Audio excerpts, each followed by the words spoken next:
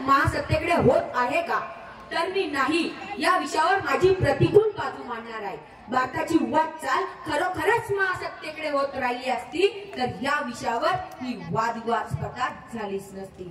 कुठेतरी निर्विवादपणे भारताची वाटचाल महासत्तेकडे होत नाही म्हणूनच ही वादविवाद स्पर्धा होत आहे।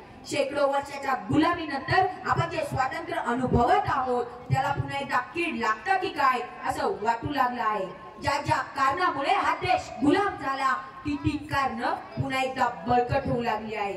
न्याय, नीती, स्वाभिमान, औदार्य, पराक्रम, निर्भयता, प्रेमळपणा, त्याग, सेवा यासारखी असंख्य मूल्ये समाजात दिसण्याऐवजी कर्मठपणा, पोथीनिष्ठा, अंधश्रद्धा, चंगळवादाची चटक, भ्रष्टाचार, जातीयता हे दिसत आहे आणि म्हणून हा देश महासत्तेकडे वाटचाल करू शकत नाही असे ठामपणे आपण सांगू शकतो।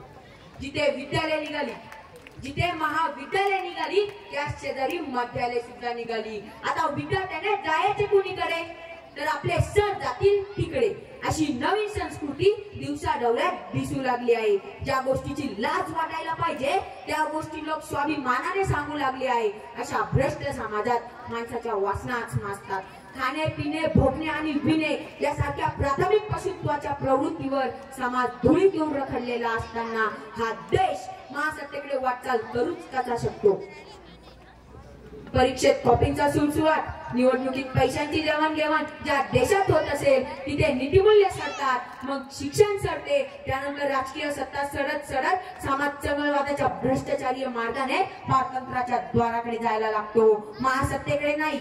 हे दुर्दैवी सत्य या देशाने हजारो वर्षाच्या इतिहासात बघितले आहे। आपण वाचून बघावं आणि मग सांगावं आपली वाटचाल कशी चालू आहे ते। महासत्तेचा मार्ग समतेने